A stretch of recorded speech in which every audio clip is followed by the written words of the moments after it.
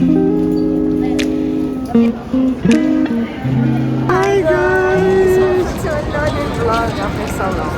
So guys, we're back after almost 4 years since we went here sa Japan March 2020 prior the lockdown, etc. And now we're here, we're back.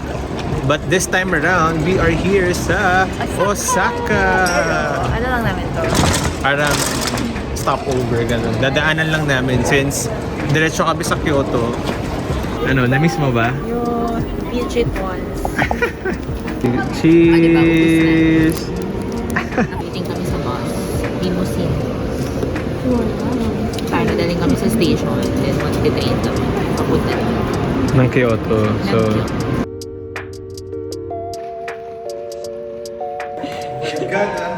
O, di ba nagreklamo ka? Hindi ka nakapag-gym. Hindi ka makapag-gym ng 10 days. Yan ang gym mo.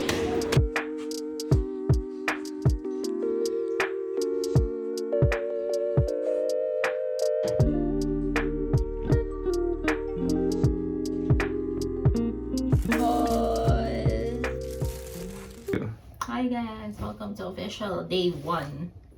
So, hindi na kami nakapag-end kahapon. Since pagod.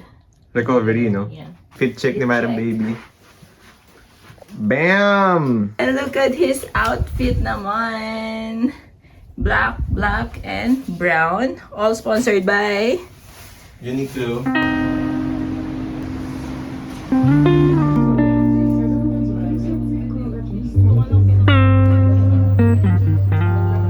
Walking na kami. Papuntang Tiramisu din. At ito po. Ayun. Why na yun?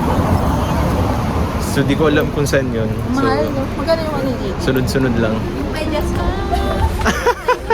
Biri mo yung medyas mo, pang kimono mo na. Visit nga. No, I don't wanna hold back tears. Can we go back in time? Can we go back in time? You said you're done, but now you're back. Said we'd build mountains, you fell flat. Dito na kami sa isa sa sikat na spot dito sa Kyoto.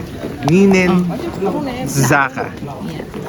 Yeah. So, sabi ni Madam Baby, usually if you want to go here, Diba? ang daming obstacle course. No? So usually if you want to go here, dapat daw as Stop early ka na muna. as 5 a.m. to 6 a.m. para daw walang tao. Kasi kita niyo naman yung aisle. Pero Isipin hindi- mo na lang kung magpo-photo ka dyan na walang tao. Wild, di ba? So let's go. So ang ganda. Sobrang ganda. Very Japan to. Yeah. Very old Japan. So, ito yung famous na ring shop sa Kyoto. So ayun na si Madam Baby. Bumibili na naman. So pagawaan siya, customized ring siya. Meron silang real gold. Start with 12,000. So mga nasa 4,000. Very maganda. So ito na, nakarating na kami dun sa matcha house. Tinry namin yung famous na matcha house here in Kyoto. Kasi legit daw matcha. So for matcha lovers, let's go.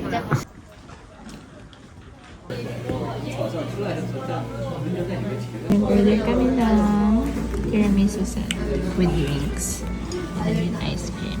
Dapat nag-ice cream na lang tayo, bro. Is it giving the ice cream? Up. Kaya mango.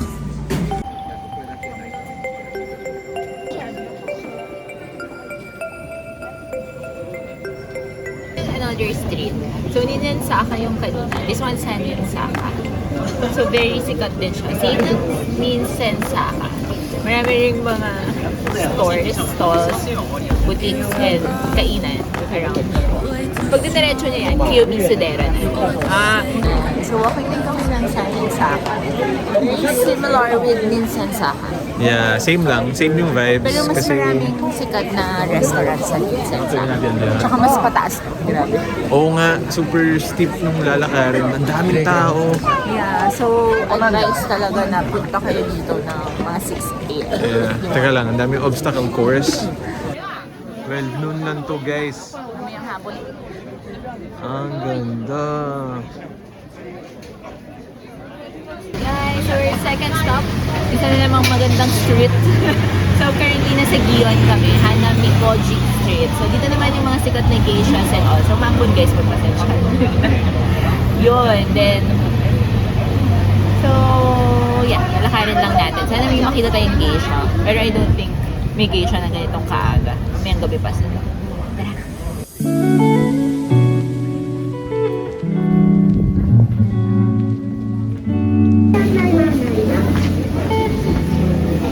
Magti-train na kami. Papushimi Inari. Our last stop for today.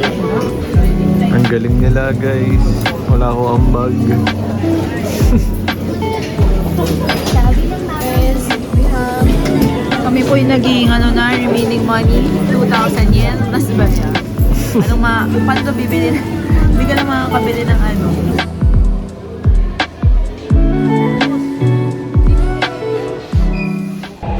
Guys, papunta kami sa yung parang Torii Gates dito sa Kyoto, yung pinakasikat. So sabi ni Madam Baby, hanggang mahaba daw yung stretch na yun hanggang bundok. But since you know, yeah, so yun. Hanggang stage 1 lang daw kami, level 1. Preview guys kung ano pwede makita sa lugar na to. Super iksing lakad lang guys. As in, hindi siya super haba. Yun na yung open. Sino yung mga food trip? Oh my God! So kayo, paano tinuturo mo yung babae ah? Ako bumiyaki ata.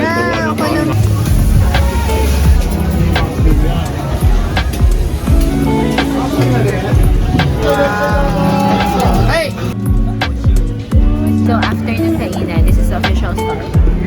So no eating and drinking kasi temple na pagpasok from that one.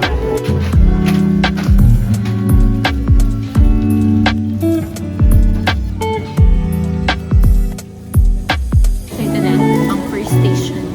Ang level 1. Level 1 only. So we're sa entrance kami. Yung first na ganito. Nasugod-sunod na darling it. Okay. Ito yung level 1 guys.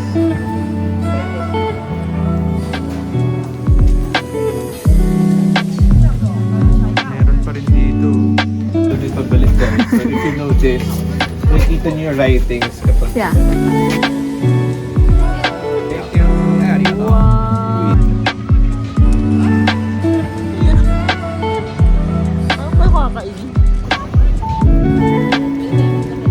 So tapos na kami sa quickie tour namin dito sa Kyoto. So it's just 4:30 in the afternoon pero super dilim na. I mean, hindi naman super dilim but makulimlim na. Parang feeling mo 6 o'clock na sa Pinas. But ayun, so ang next stop namin, balik muna kaming hotel before kami mag-dinner. Pilit namin sila i-try.